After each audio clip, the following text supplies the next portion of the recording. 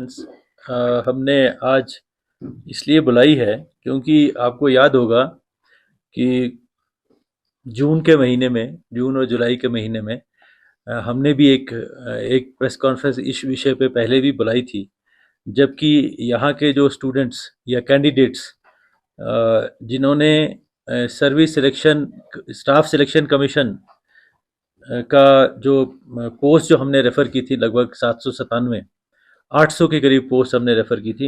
Exact figure है 797। और जब ये पोस्ट हमने रेफ़र की थी स्टाफ सिलेक्शन कमीशन को, तो उन्होंने उनके रिज़ल्ट भी जो है वो तैयार कर लिए थे। लेकिन इसमें से कुछ ऐसे कैंडिडेट्स थे जिनके एप्लीकेशन फॉर्म्स जो हैं वो स्टाफ सिलेक्शन कमीशन ने पाया कि वो जो हैं वो ऑर्डर में नहीं थे। जैसे अगर उनका फ़ोटोग्राफ जो था वो ठीक नहीं था, या उन्होंने कोई चश्मा पहन के रखा था जो कि उनके नॉर्म्स के मुताबिक, जो स्टाफ सिलेक्शन कमीशन है उनके नॉर्म्स के मुताबिक ठीक नहीं था, तो उन्होंने उनको एडमिट कार्ड नहीं इशू किए थे। मतलब उनके जो एप्लीकेशन फॉर्म्स थे वो स्टाफ सिलेक्शन कमीशन ने एंटरटेन नहीं किए थे। तो जब वो बच्चे जो हैं वो कैट में चले गए, तो कैट के एक ऑर्डर पे कैट ने एक इंटरिम ऑर्डर दिया स्टाफ सिलेक्शन कमीशन को कि आप फिलहाल इन बच्चों को जो है इनको एडमिट कार्ड भी दे दीजिए और इनका इम्तिहान भी ले लीजिए। तो उन बच्चों को एडमिट कार्ड भी मिल गए और उनका इम्तिहान भी हो गया, और उनमें से कुछ बच्चे जो है वो सिलेक्ट भी हो गए। लेकिन जब कैट का फाइनल फैसला आया तो उन्होंने कहा कि क्योंकि इनके जो एप्लीकेशन फॉर्म्स थे जो वो उसमें कुछ डिफेक्ट्स थे, तो उन्होंने वो उनका कैंसिल कर दिया कि ये जो है ये इनका जो रिक्रूटमेंट है या इनका जो एप्लीकेशन फॉर्म्स है ये मान्य नहीं है। उन्होंने इसको इनवैलिड डिक्लेयर कर दिया। तो इसके बाद फिर जो ये बच्चे थे, लगभग 800 के करीब बच्चे थे जो अफेक्टेड थे, जो कि जम्मू कैट में गए थे, श्रीनगर कैट में गए थे। फिर ये चले गए हाई कोर्ट में। तो हाई कोर्ट का जो एक फैसला आया 13 जून को, JNK high court double bench का, ये उन्होंने कहा कि ये जो इनसे गलतियां हुई हैं, आपने उनको एडमिट कार्ड भी दे दिए थे, आपने इनके बच्चे एग्जाम में भी बैठे, और ये गलतियां कुछ टेक्निकल नेचर की हैं, इतनी ज़्यादा सीरियस नहीं है, तो आप इनका रिजल्ट निकाल दीजिए। तो अगर लगभग 25,000 के करीब कैंडिडेट थे, उनमें से 800 के एप्लीकेशन फॉर्म्स में कुछ इशू था। तो वो जो फैसला आया तो उससे जो हमको काफ़ी रिलीफ मिला, क्योंकि आपको याद होगा कि उस वक्त जून और जुलाई के महीने में बच्चे बहुत ज़्यादा परेशान थे, बहुत ज़्यादा। यहाँ पे वो कह रहे थे कि हम एजिटेशन करेंगे, हमारा रिजल्ट जो है विदहेल्ड क्यों रखा गया है। तो उस वक्त भी मैंने एक क्लैरिफिकेशन दी थी आपके पास कि ये हमारी पूरी कोशिश है कि इनका रिजल्ट निकले, क्योंकि वो हमारी भी नीड है, क्योंकि हमारी बहुत सारी पोस्ट खाली हैं और इतने सारी वैकेंसी, अगर 800 की वैकेंसी सिर्फ अगर यूटी लेवल पोस्ट पे ही होगी, एक छोटी सी यूटी है, तो हमारा काम भी नहीं चलता है। तो हमारी भी वो बहुत डायर नीड थी कि ये बच्चे जो हैं इनका रिजल्ट निकले और ये हमारे सर्विस ज्वाइन करें हमारे साथ। तो उसके बाद हमने 20 जून को SSC को चिट्ठी लिखी, चेयरमैन को चिट्ठी लिखी हमने कि आप इनका रिजल्ट डिक्लेयर कर दीजिए, क्योंकि जो डबल बेंच का फैसला आया है हमें वो मंजूर है, क्योंकि ये हमारे लिए भी अच्छा है, और आप इनका रिजल्ट अब डिक्लेयर कर दीजिए ताकि ये बच्चे आगे हमसे ज्वाइन करें। तो फिर SSC के जो वहाँ जो उनका व्यू था, जो उनके वहाँ लीगल एक्सपर्ट्स थे, उनका ये व्यू था कि हमें इसको सुप्रीम कोर्ट में चैलेंज करना चाहिए। तो हमने फिर उनको ये कहा था कि कम से कम वो बच्चे जो मेजॉरिटी हैं, जिनका के फॉर्म्स में कोई भी कसूर नहीं है, जो बिल्कुल ऑर्डर में थे, आपके ऑर्डर के मुताबिक भी और सुप्रीम कोर्ट के ऑर्डर के मुताबिक भी, जिनकी एप्लीकेशंस बिल्कुल ठीक थी, ऑर्डर में थी, आप उनका रिजल्ट तो निकाल दीजिए। वो लगभग 650 के करीब बच्चे थे। हमने कहा इन बच्चों का तो रिजल्ट निकाल दीजिए, क्योंकि ये तो इसमें है ही नहीं, इनके तो एप्लीकेशन फॉर्म्स बिल्कुल ठीक ठाक थे। तो उनका एक व्यू बना वहाँ पे कि नहीं, हमें ये सारा ही सिलेक्शन जो है उसको सुप्रीम कोर्ट में SLP में जाना पड़ेगा। तो उसके बाद हमारी पूरी कोशिश रही, MHA की पूरी कोशिश रही कि ये वाले बच्चे जिनके एप्लीकेशन फॉर्म बिल्कुल ठीक थे, उनका रिजल्ट डिक्लेयर कर दीजिए। लेकिन फिर वो SSC सुप्रीम कोर्ट में चले गए। तो सुप्रीम कोर्ट में भी हमने फिर अपने लॉ डिपार्टमेंट के थ्रू हमने अपना एक केवियट फाइल किया कि कहीं कोई ऐसा फैसला ना हो जाए जो हमारे बच्चों के या हमारे एडमिनिस्ट्रेशन का जो ऑब्जेक्टिव है कि इनको सिलेक्शन जो है हमें आ जाए और हमें इनका रिजल्ट डिक्लेयर करने का जो रिजल्ट आ जाए और हम इसको ज्वाइन करवाएं बच्चों को। तो हमने वहाँ केविएट भी फाइल किया। उसके बाद फिर हम हर एक HLG साहब पर्सनली कई कई बार वो कंसर्न जो हमारे वहाँ पे काउंसिल से उनके साथ पर्सनल बात करके कि ये जो केस जो है वो हमारे व्यू को भी सुप्रीम कोर्ट में रखा जाए कि हम डबल बेंच के फैसले के साथ हैं, उन्होंने जो फैसला दिया है वो ठीक है, क्योंकि हमारी नीड है, ये बच्चे जो हैं हमारे साथ ज्वाइन करने चाहिए और हमारी सर्विस में ये ज्वाइन करना चाहिए। तो ये मैं आपको सब विदित ही होगा, कल ही ये फैसला जो है सुप्रीम कोर्ट का आया। तो ये हमारे लिए बहुत ही वेलकम जो है फैसला है हमारे लिए और बच्चों के लिए भी, जो लद्दाख के जो कैंडिडेट्स हैं जिन्होंने ये एग्ज़ाम जो है ये एग्ज़ाम दिया है और जो सिलेक्ट हो गए हैं। तो कल के फैसले में सुप्रीम कोर्ट ने अब इजाज़त दे दी है और डायरेक्शन दे दी है स्टाफ सिलेक्शन कमीशन को कि आप इन 797 पोस्ट जो आपके पास रेफर की गई थी 2021-22 में, आप उनका रिजल्ट निकाल दीजिए। तो ये बहुत बड़ी खुशी की बात है, ये मैं आपसे शेयर करना चाहता हूँ कि हमें इससे पहले जब वो सुप्रीम कोर्ट में नहीं गए थे तो उन्होंने हमें लगभग कोई 47 की सिलेक्शन भेजी थी। लगभग 19 कैटेगरीज की वो पोस्ट थी और 47 बच्चों का लिस्ट पहला भेजा था।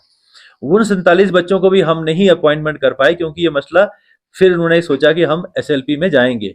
तो हमने कहा, फिर हमने लॉ की ओपिनियन ली, तो लॉ ने कहा कि it is better to wait for the final judgement of the Supreme Court, इससे पहले कि हम इन बच्चों का भी जो है अपॉइंटमेंट निकालें, क्योंकि ये भी 19,797 में थे। तो अब उन 47 बच्चों का भी और जो 750 बच्चे आएंगे उनका भी इशू जो है अब क्लियर हो चुका है और हम पूरी उम्मीद कर रहे हैं कि जल्द से जल्द जो है स्टाफ सिलेक्शन कमीशन जो है वो हमें इनके जो रिटर्न फॉर्म में, जिसको हम फॉर्मल कम्युनिकेशन कहते हैं, वो हमें भेज देगी और हम इन बच्चों को जो है सर्विस में ज्वाइन करवाएंगे। और इमीडिएटली तो हम जो 47 बच्चे जो पहले आ चुके हैं, 47 बच्चे, उनको हम इमीडिएटली ऑर्डर निकालना शुरू कर देंगे। और ये जो बाकी जो लिस्ट रेडी है, वो लिस्ट, क्योंकि वो चंडीगढ़ का उनका एक ऑफिस है, एक उनका दिल्ली का ऑफिस है, तो चंडीगढ़ का ऑफिस जो है उनके जो हमें उस वक्त हम इंफॉर्मेशन लेते थे, वो कह रहे थे कि ये सब रिजल्ट जो हैं वो एकदम रेडी हैं और जैसे ही उन्हें हुक्म होगा वो रिजल्ट हमें आ जाएंगे। अब तो सुप्रीम कोर्ट का फैसला आ गया है, तो बहुत जल्द जो है ये लद्दाख के जो कैंडिडेट्स हैं उनका जो ये बहुत बड़ी देर से इशू चल रहा था वो अब सॉल्व हो गया। मैंने इसलिए आपको यहाँ बुलाया। इसके अलावा क्योंकि एम्प्लॉयमेंट रेगुलर देना गवर्नमेंट की सबसे बड़ी प्रायोरिटी है लद्दाख में, क्योंकि जब से यूटी बनी है तो जितने भी नौजवान हैं हमारे, क्योंकि पहले एक स्टेट का हम हिस्सा थे, तो वो वहाँ पे क्योंकि एक बहुत पुरानी एस्टेब्लिश स्टेट है वो, और नेचुरली वहाँ तो हर साल कुछ ना कुछ एडवर्टीजमेंट चलते ही रहते थे, जिसमें कि हमारे बच्चे भी उसमें यूटी का, क्योंकि हमारे 2 जिले भी उसी का पार्ट थे, वो चलता रहता था। तो पिछले कुछ सालों से, क्योंकि जब हम यूटी बन गए थे तो हमें अपना इंडिपेंडेंट ये जो है सिलेक्शन करना था, और उसमें देर इसलिए होती है क्योंकि पहले जब आप पुराने सिस्टम में थे तो उनके रिक्रूटमेंट रूल चलते थे, फिर हमें अपने नॉन गजेटेड रिक्रूटमेंट रूल बनाने पड़े। हमने बहुत बहुत मेहनत करके अपने जब नॉन गजेटेड रिक्रूटमेंट रूल 2021 के अक्टूबर नवंबर महीने में फाइनलाइज किए सारे डिपार्टमेंट्स के, उसी के इमीडिएटली बाद हमने दिसंबर 2021 को ये पोस्ट जो है रेफर कर दी थी SSC को, जो मैंने अभी जिनका जिक्र किया। उसके बाद उन्होंने 2022 में इनके एग्जाम किए और उसके बाद जब रिजल्ट डिक्लेयर हुआ, फिर ये हाई कोर्ट का और कैट का और ये इश्यूज आ गए। तो वो सारा सफर अब पूरा हो गया है और अब हम जितने भी दूसरे रिक्रूटमेंट रूल्स हैं उनके साथ पूरे हम तैयार हैं। और ये इस 797 के बाद हमने 205 और हमने उनको भेजी है वैकेंसीज। ये 797 तो 2021 में चली गई थी, फिर हमने इनको अब और जो है 205 भेजी, जिनके उन्होंने एग्जाम भी 2023 में कर दिए हैं, और उनका भी हमें पता लगा कि ये 205 बच्चों का भी रिजल्ट उन्होंने 1-2 दिन पहले ऑनलाइन जो वो करते हैं, उन्होंने का जो सिलेक्ट लिस्ट जो है ऑनलाइन वो डिक्लेयर कर दी है। तो लगभग ये कोई 1000 बच्चा जो यहाँ का है वो यूटी लेवल की पोस्ट में वो जो है अब वो यहाँ आने वाला है और उनको एम्प्लॉयमेंट मिलने वाली है। इसके अलावा जब हमारे रिक्रूटमेंट रूल नॉन गजेटेड के पूरे हो गए हैं तो हमारे यहाँ पे नॉन गजेटेड में 2 किस्म की पोस्ट होती हैं। एक वो पोस्ट जो यूटी लेवल की होती हैं, यानी कि वो पोस्ट जो अब इंटर डिस्ट्रिक्ट ट्रांसफर जिनकी हो सकती है, जिनका काडर जो है वो यूटी लेवल में मेंटेन होता है। और दूसरी पोस्ट होती है जो जिलों की पोस्ट होती हैं, वो जिले से वो आदमी बाहर नहीं आ सकते हैं। तो वो पोस्ट जो होती हैं वो हमारे यहाँ पे दो बोर्ड हैं, ये लेह का district subordinate service recruitment board और करगिल का district subordinate service recruitment board. तो इन लोगों को भी हमने जो है इनको भी, क्योंकि हमने वो सारी पोस्ट का जो सारी पोस्ट आइडेंटिफाई की कि कौन कौन सी पोस्ट किस किस डिपार्टमेंट में डिस्ट्रिक्ट लेवल की है। तो लगभग लेह की 635 डिस्ट्रिक्ट लेवल की पोस्ट और करगिल की 595 के करीब, यानी कि 1250 के करीब जो डिस्ट्रिक्ट लेवल की पोस्ट है वो इन 1000 पोस्ट से अलग है। वो हमने जो है डीसी कारगिल को और डीसी लेह को भेजी है, जिनका उन्होंने सारा रिक्रूटमेंट भी हो गई, मतलब उनका सारा एग्जाम भी हो गए हैं, सब कुछ हो गया है। और लेह में क्योंकि यहाँ उन्होंने उन पोस्ट में से जो हमने लेह वालों को भेजी 650 के करीब, मैं ओवरऑल से फिगर दूंगा राउंड, उसमें से उन्होंने लगभग 450 का एडवर्टीजमेंट कर दिया और उन 450 या 462 पोस्ट के अगेंस्ट 303 की लिस्ट उन्होंने भी निकाल दी। मतलब अब तो लेह वालों ने भी डिस्ट्रिक्ट लेवल की पोस्ट की 303 का सिलेक्ट लिस्ट निकाल दी, तो ये 300 बच्चे और हो गए। करगिल वालों ने जो है 436 पोस्ट जो है लगभग 450, उन्होंने भी एडवर्टाइजमेंट की है डिस्ट्रिक्ट लेवल पोस्ट। उनका भी रिजल्ट तैयार है, पर क्योंकि वहां मॉडल कोड ऑफ कंडक्ट है इसलिए वो अभी इसको डिक्लेयर नहीं कर सकते हैं।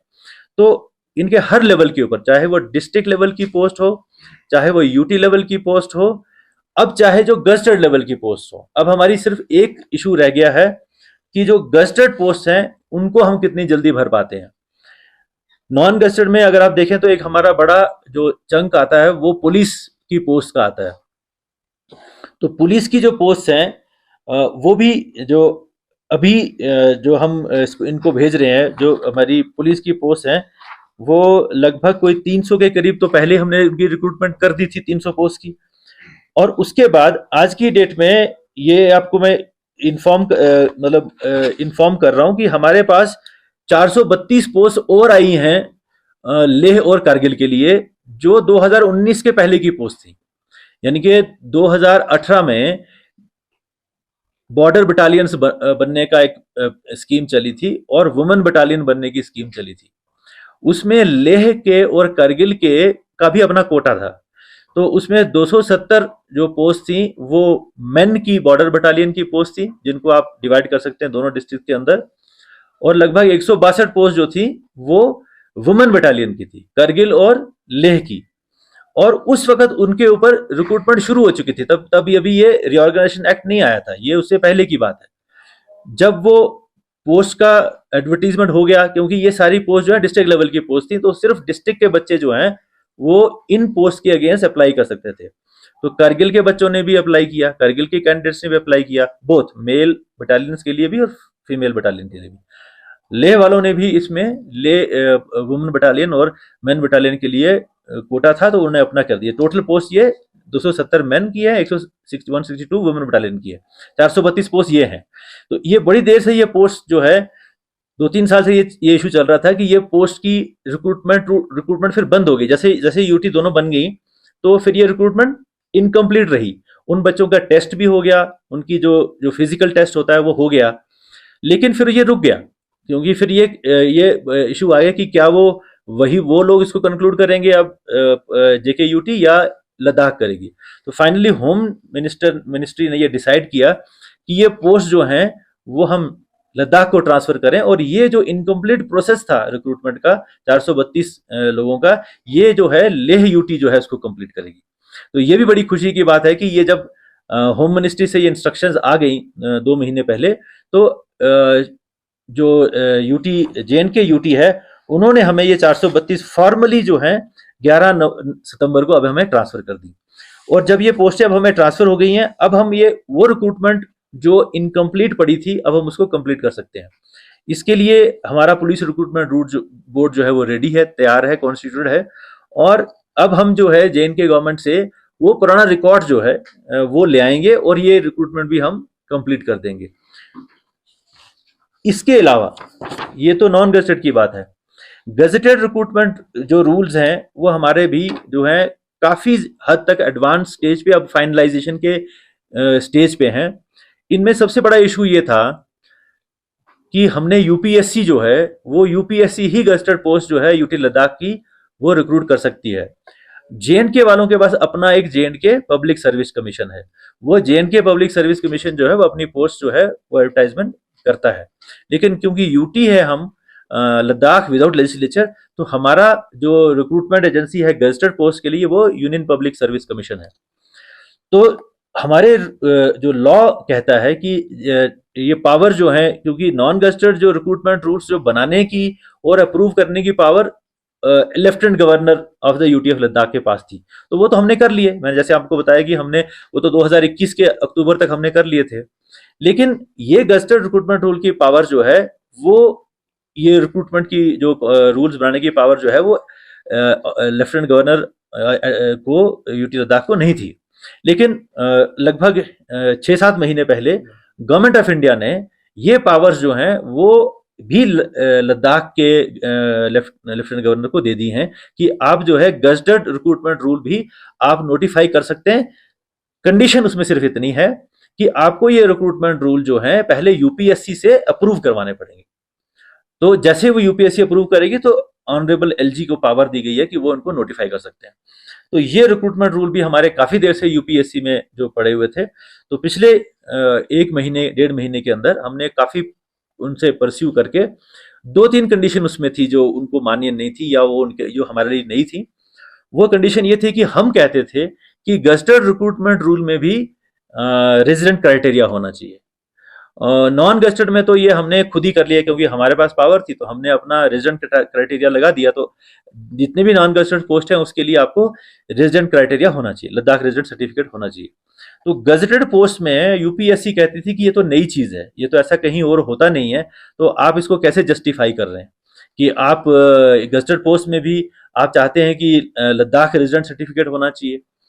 तो दूसरा कि कुछ ऐसी पावर्स होती हैं जिस तरह हमारे अपने रिजर्वेशन रूल्स हैं, तो गवर्नमेंट ऑफ इंडिया के अपने रिजर्वेशन रूल्स हैं, हमारे स्पेशल रिजर्वेशन रूल्स हैं। जैसे हमारे यहाँ पे एसटी की रिजर्वेशन जो है 46% है, और हमारे यहाँ पे जैसे जो अपना हमारे अपने एज क्राइटेरिया हैं कंट्री में, वो जब यूपीएससी देखती है तो वो सारी कंट्री का नॉर्मल तरीके से देखती है। तो क्योंकि हमारे कुछ स्पेशल कंडीशंस थी, इसलिए हमें ये टाइम लगा उनको कन्विंस करने में। और फाइनली एचएलजी साहब की इंटरवेंशन से, और हम खुद गए, मेरी टीम मैं खुद गया वहां पे, उनसे काफी डिस्कशन हुई। हमने कहा कि लद्दाख एक फार फ्लंग एरिया है, यहाँ कोई अपॉर्चुनिटी नहीं है कि जैसे अगर आप सेंट्रल किसी मेन स्टेट में हैं तो आपको और भी अपॉर्चुनिटी होती है, आप आगे पीछे और भी एम्प्लॉयमेंट ले सकते हैं। गवर्नमेंट का जो एम्प्लॉयमेंट होगा वही उनकी एक एम्प्लॉयमेंट अपॉर्चुनिटी है। और अगर यहाँ से भी कोई बाहर वाला कोई अगर कैंडिडेट अगर हम उसको ओपन करेंगे तो इनको जो है वो एडवर्स इफेक्ट होगा। तो ये एक स्पेशल कंडीशन है हमारे यहाँ की, आप हमारा रेजिडेंट सर्टिफिकेट गजेटेड के लिए भी मान लीजिए। हाँ, ऐसी सिचुएशन में जबकि लोकल अवेलेबल नहीं है, जैसे कुछ स्पेशलाइज्ड जॉब हो सकते हैं, किसी साइंटिस्ट की पोस्ट है या किसी प्रोफेसर ऑफ मेडिसिन या साइकोलॉजी या मेडिकल कॉलेजेस में जो पोस्ट होती हैं, या हाईली टेक्निकल इंस्टीट्यूशंस होते हैं उनमें पोस्ट होती हैं जिनमें लोकल अवेलेबल ना हो, मतलब काफी अगर कोशिश करने के बाद भी कोई ना आ पाए, उस कंडीशन में हम जरूर एक सेपरेट नोटिफिकेशन से जो है बाहर के कैंडिडेट्स को भी बुलाएंगे, ताकि क्योंकि हमें अपने इंस्टीट्यूशन तो चलाने ही है। लेकिन जनरली हमारे पास डॉक्टर भी हैं, जनरली हमारे पास इंजीनियर भी हैं, जनरली हमारे पास जो है बच्चे ट्रेन अवेलेबल हैं। तो हमें गजेटेड पोस्ट में भी इसको रिजर्वेशन चाहिए, मतलब हमारे ये पोस्ट जो है हमारे लोगों के लिए रिजर्व होनी चाहिए। तो फिर उन्होंने luckily, we are very thankful कि यूपीएससी हैज फाइनली एग्रीड, और हमारे रिक्रूटमेंट रूल जो हैं अब पीडब्ल्यूडी के तो हमने नोटिफाई जो है कर दिए हैं, वो अप्रूव होके आ गए हैं, वो नोटिफाई हो जाएंगे I think with in a matter of days, हो गए हैं। अच्छा, वो कर दिए हैं, वो आप इंटरनेट पे देख सकते हो, क्योंकि हमारी जो भी नोटिफिकेशन है वो ई लद्दाख गजेट में चढ़ जाती है, आप वहां से वो डाउनलोड कर सकते हैं। क्योंकि उनके रूल जो है यूपीएससी के वो डिफरेंट होते हैं, वो पोस्ट वाइज रिक्रूटमेंट रूल बनते हैं। हमारे यहाँ क्या होता था कि सर्विस वाइज, हाँ, डिपार्टमेंट वाइज रिक्रूटमेंट रूल बनते थे, उसके बाद शेड्यूल होता था कि भाई ये पोस्ट ऐसे ऐसी पोस्ट है, वहाँ पोस्ट वाइज रिक्रूटमेंट रूल बनते हैं। तो इसलिए हमें बहुत, अगर हमारे इंजीनियरिंग विभाग में एक चीफ इंजीनियर होता है, एक एससी होता है, उसके नीचे फिर एक्सियंस होते हैं, उसके नीचे एडब्ल्यू होता है, उसके नीचे एई होता है, और फिर नीचे जेईज होते हैं। तो जनरली पहले क्या होता था जेएनके में, या पहले हमारा सिस्टम होता था कि हम पूरी यानी कि पीडब्ल्यूडी के लिए एक जैसे एक ही रूल बनाते थे, और आगे शेड्यूल में लिख देते थे कि चीफ इंजीनियर 5, एससी 20-25, और जो भी उनका नंबर होता था, और उसके शेड्यूल जो उसका 2 होता था उसमें देते थे कैसे कैसे ये लोग लगेंगे। लेकिन जो यूपीएससी का सिस्टम है वहां ऐसा होता है कि चीफ इंजीनियर है, अगर 2 पोस्ट हैं तो वो लिखेंगे these are the rules for the chief engineer only, तो वो एक चीफ इंजीनियर का अलग से रूल बनेगा, एससी के लिए अलग से रूल बनेंगे, एक्सीएन के लिए अलग से रूल बनेंगे, एडब्ल्यू के लिए अलग से रूल बनेंगे, एई के लिए अलग से रूल बनेंगे, जेई के लिए अलग से रूल, जेई तो नॉन गजटेड में आता है, वो तो हमने यहां से ही कर लिया। तो इस तरह ये हमें स्प्लिट करना पड़ा, तो इसमें काफी काम बढ़ गया। और क्योंकि ये हमारी कुछ कंडीशंस वहां पे अभी पेंडिंग थी, अब वो क्लियर हो चुकी हैं, और अब हमारे ये रूल्स हैं, और उसमें एक कंडीशन ये रहती है कि जब आप रूल फाइनलाइज कर लेते हैं तो आपको उसको पब्लिक डोमेन में डालना पड़ता है। तो वो मिनिमम कंडीशन है, उसके बगैर कोई भी मानता नहीं यूपीएससी कि आपने इसको पब्लिक डोमेन में ऑब्जेक्शन या कुछ आपने सजेशंस नहीं लिए, तो वो भी हमने अब ले ली हुई हैं। तो हमारे लगभग 7 और डिपार्टमेंट जो है एकदम रेडी हैं, वो हम इमीडिएटली जो है यूपीएससी को भेज रहे हैं। और हमने ये टारगेट रखा हुआ है, ये आज महीना है सितंबर का, तो हम पूरी कोशिश करेंगे कि हम दिसंबर से पहले पहले, क्योंकि यूपीएससी का जो कैलेंडर है वो ईयरली होता है, यानी कि उन्होंने अगले साल जो जो एग्जाम लेने हैं गजटेड के या नॉन गजटेड के, वो कैलेंडर आज ही बना लेते हैं, ताकि क्योंकि उनको भी देखना कि कहाँ एग्जामिनेशन हाल है, कितने टीचर अवेलेबल होंगे, कितने एग्जामिनर अवेलेबल होंगे। तो वो कैलेंडर हम कोशिश पूरी करेंगे कि अगले साल के कैलेंडर में हमारी गजटेड पोस्ट आ जाए। उसके लिए ये सबसे ज्यादा जरूरी है कि हम दिसंबर से पहले पहले ये सारी पोस्ट जो है वो यूपीएससी को रेफर कर दें। तो हम इस टारगेट पे चल रहे हैं। तो in nutshell, providing government employment and filling the vacancy is one of the first priority of the UT administration। और जो बच्चों के अपॉर्चुनिटीज जो ब्लॉक्ड थी बहुत देर से, जो फील कर रहे थे बच्चे कि हमारा, पहले तो ये फील करते थे कि आप रेफर नहीं कर रहे हो, 2021 में चलो वो शिकायत खत्म होगी क्योंकि हमने बहुत सारी रेफर की। अब 2023 में तो हमने बहुत सारी डिस्ट्रिक्ट रिक्रूटमेंट बोर्ड को भी, फिर उनकी अब शिकायत ये थी कि जब हमने इम्तिहान भी दे दिया हमारा रिजल्ट नहीं डिक्लेयर कर रही है एसएससी। तो अब वो सारी मुश्किलें जो हैं वो खत्म हो चुकी हैं, और ये बच्चे जो हैं अब हम जल्दी से जल्दी, लगभग ये 1200 बच्चे जो हम डिस्ट्रिक्ट बोर्ड में भेज रहे हैं, और ये 1000 बच्चा जो एसएससी से आ रहा है, ये लगभग कोई 2500 बच्चों को एम्प्लॉयमेंट जो है परमानेंट मिलेगी। टेम्परेरी एम्प्लॉयमेंट जो है वो अलग चीज़ है, वो तो लगभग 1700-1800 और लोग हमने लगाए हुए हैं, जिनको हम कहते हैं आउटसोर्स बेसिस के ऊपर हमने लगाए हुए हैं, या फिर सेंट्रल स्कीम्स के तहत लगाए हुए हैं। तो इतनी छोटी सी जो यूटी के अंदर इतनी ज़्यादा एम्प्लॉयमेंट अपॉर्चुनिटीज़ जो हैं वो अभी जनरेट हुई हैं, और ये एक हमारी प्रायोरिटी रही है, गवर्नमेंट ऑफ इंडिया की प्रायोरिटी रही है कि यूथ को नौकरी मिले और उनकी नौकरी प्रोटेक्ट हो। मतलब ये बात नहीं कि नौकरी ही मिले, मतलब वो नौकरी भी उन्हीं को ही मिले। मतलब नॉन गजटेड में लद्दाख के बच्चों को मिल सकती है, अब तो गजटेड में भी लद्दाख के बच्चों को मिलेगी। तो एक तो उनको मिले और दूसरी उनको प्रोटेक्टेड रहे उनकी नौकरी, ताकि वो ये फील ना करें, क्योंकि ये एक फार फ्लंग एरिया है, यहाँ ज्यादा अपॉर्चुनिटीज और दूसरी है नहीं, और यहाँ के लोग जो हैं यहाँ बेहतर सर्विस दे सकते हैं ग्राउंड के ऊपर, बिकॉज वो फेमिलियर हैं अपनी ग्राउंड से या अपने लोगों से। लैंग्वेज का इशू होता है, समझने का इशू होता है, कल्चर का इशू होता है। तो ये सब हमने जब कन्विंस किया यूपीएससी को कि ये इश्यूज हैं, आप बाहर देखिए हमारे यहाँ पे तो दिक्कत यही है कि जो भी यहाँ पोस्ट होता है, चाहे वो जम्मू से पोस्ट हो, जेएनके से पोस्ट हो, चाहे वो दिल्ली से पोस्ट हो, इतना रिलक्टेंट रहता है यहाँ आने में कि हमें पूरी एड़ी चोटी का जोर लगाना पड़ता है कि वो आ जाए यहाँ पे। तो जब बाहर के लोग यहाँ इतना रिलक्टेंस दिखाते हैं आने में, तो फिर अपने बच्चों को क्यों ना ये उन्हीं के लिए हम क्यों ना प्रोटेक्ट करें।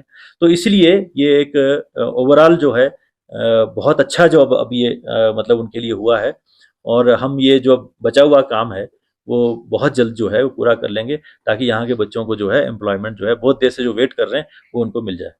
सर, जो एसएससी के वजह से काफी बच्चों में परेशान हुआ, टाइम पे डिक्लेयर नहीं करना, तो एजी साहब ने भी यही बोला था कि नेक्स्ट ईयर से एसएससी रेफर नहीं किया जाएगा, तो इस पे क्या करेंगे? देखिए ये एक एचएलडी साहब ने, जाहिर बात है उनका पब्लिक अनाउंसमेंट भी है, जिस दिन 5 अगस्त को आप वहाँ थे, तो क्योंकि उस वक्त हम इतने ज़्यादा मतलब ये उस वक्त उस सिचुएशन पे हम आ गए थे कि भाई हम क्या करें। मतलब जब हमने पोस्ट रेफर कर दी, बच्चे भी वेट कर रहे हैं, इनका भी टाइम ज़ाया हो रहा है, तो इसका क्या किया जाए। तो एचएलडी साहब ने ये अनाउंसमेंट की है कि हम पूरा एक्सप्लोर करेंगे कि क्या हम अपना खुद कफील मतलब can we why not we have our own recruitment board, क्योंकि हमारे डिस्ट्रिक्ट रिक्रूटमेंट बोर्ड तो ऑलरेडी हैं, उनको एक्सपीरियंस है। अब इसमें क्या होता है कि जब भी एग्जाम आप लेते हैं तो इसमें जो जो ये एग्जामिनेशन करवाने वाली एजेंसीज होती हैं, ये रिलायबल बड़ी लिमिटेड है हमारी कंट्री में। आपने देखा होगा, आपने सुना होगा, पास्ट में भी खबरें हमारी नेबरिंग एरियाज में भी होता था कि इसमें ये हो गया, इसमें ये हो गया, फिर वो सिलेक्शन कट जाती थी, खत्म हो जाती थी, उससे भी बच्चों में परेशानी होती थी। तो ये हमारा पूरा एम रहेगा कि हम इसमें भी अपना ही एक जो है सर्विस सिलेक्शन बोर्ड जो है, we are planning to basically work on that, और after we are sure that this will work. तो सडनली, क्योंकि ये एचएलडी साहब का अनाउंसमेंट है, तो और इससे एसएससी पे भी लोड कम हो जाएगा, क्योंकि एसएससी भी ओवरबर्डन मुझे लग रहा है, क्योंकि वो भी तो सारी कंट्री का कर रहे हैं, तो उनको भी स्लॉट देना हमें दिक्कत हो जाती है उनको भी। तो ये अच्छा है कि उनका भी बोझ थोड़ा बढ़ जाए, तो हम भी अपने यहाँ पे एक इंडिपेंडेंट जो है, ये हमारे एचएलडी साहब ने अनाउंसमेंट किया है, तो उसके ऊपर हम काम कर रहे हैं। सर एक चीज, जिस तरह कश्मीर, जम्मू कश्मीर हमारे जो कश्मीर एडमिनिस्ट्रेटिव सर्विस में हमारे कुछ लद्दाख के कुछ वो होते सीट्स अवेलेबल होते थे सर, उसी तरह अभी लद्दाख ऐसे यूटी बन गया, तो यूपीएससी में क्या इस तरह के कुछ होंगे सर, कुछ नंबर्स? हाँ देखिए, इसमें क्या है कि मैंने कहा ना कि एक तो होगी नॉन गस्टेड सर्विस, उसके दो हिस्से हो गए, डिस्ट्रिक्ट लेवल की पोस्ट और यूटी लेवल की पोस्ट। डिस्ट्रिक्ट लेवल की डीसी कर रहे हैं, डिस्ट्रिक्ट रिक्रूटमेंट बोर्ड करता है, यूटी लेवल की एसएससी से करवा रहे हैं, और गस्टेड का हम करवा रहे हैं यूपीएससी से। अब तीसरी कैटेगरी जो आप इससे ऊपर जो कैटेगरी है, वो है लद्दाख एडमिनिस्ट्रेटिव सर्विस और लद्दाख पुलिस सर्विस। करेक्ट, क्योंकि अगर आप पुलिस सर्विस देखें या आप रेवेन्यू सर्विस देखें, सेक्रेटरीट सर्विस देखें, तो बहुत सारी ऐसी सर्विस हैं जो जेकेएस से भरी जाती थी पहले पोस्ट। तो वो जो है वो हमारा लद्दाख एडमिनिस्ट्रेटिव सर्विस और लद्दाख पुलिस सर्विस का जो ये भी हम उसी, जब हम यूपीएससी गए थे, उसी टीम में एमएचए में एक डिटेल मीटिंग हुई, और ये बहुत फाइनल स्टेज के ऊपर है। उन्होंने हमारा लद्दाख पुलिस सर्विस का काडर भी जो है वो अब फाइनलाइज हो चुका है। हमारा लद्दाख इसका एडमिनिस्ट्रेटिव सर्विस का काडर भी जो है ये फाइनलाइज हो चुका है। तो बहुत जल्दी जो है हमारे लद्दाख एडमिनिस्ट्रेटिव सर्विस और लद्दाख पुलिस सर्विस दोनों के रूल्स जो हैं वो आ जाएंगे, और पोस्ट सैंक्शन, काडर सैंक्शन हो जाएगा, क्योंकि वो उसमें वो पहले उनको काडर भी सैंक्शन करना है कि भाई कितने जो हैं वो तहसीलदार होंगे, कितने जो हैं वो एसीआर होंगे, या कितने जो हैं अलग अलग विभाग में कितने डीएसपी होंगे, कितने एसएसपी होंगे, वो सारा काडर बनाना पड़ता है। और वो एमएचए जो है वो लास्ट मीटिंग हुई थी, वो फाइनल स्टेज के ऊपर है। Very shortly we are expecting कि हमारा लद्दाख एडमिनिस्ट्रेटिव सर्विस जो है और लद्दाख पुलिस सर्विस जो है वो भी जो है उसमें आ जाए। और उसमें एक ये क्योंकि अभी अंडर कंसिडरेशन है, तो I can not share much details with you, but I am very hopeful कि very soon we will also get our own administrative service. और क्योंकि see we have to remember one thing always, हम केंद्र शासित प्रदेश हैं, that is the main thing, that is the bedrock. हम केंद्र शासित प्रदेश हैं, we are a union territory of the Government of India, और उसके बावजूद भी हमें कितना ज्यादा कंसेशन गवर्नमेंट ऑफ इंडिया ने दिया है। लद्दाख रेजिडेंट सर्टिफिकेट, लद्दाख इन गेस्टेड सर्विसेज आल्सो। तो वो एक जो मतलब जो ये सर्विसेज हैं, ये सारी यूटीज के लिए कॉमन होती हैं। मतलब तो जो अभी हमारा जो आएगा वो एक, it will be A mix sort of, where our local people will also get opportunity and we will also get best talent from, जिस तरह मैं आया हूँ, I am an IAS officer, so I basically belong to Agmut, but I have to serve here, right? And people must come also from outside because it is one country. So इसलिए experience का experience और young blood, local और non local, जहाँ critical administration होती है वहाँ ये दोनों होना बहुत ज़रूरी होता है। तो इसलिए ये हमारी जो लद्दाख एडमिनिस्ट्रेटिव सर्विस है और लद्दाख पुलिस सर्विस है, वो रूल्स भी नोटिफाई हो रहे हैं, उसके बाद उनकी रिक्रूटमेंट हो जाएगी।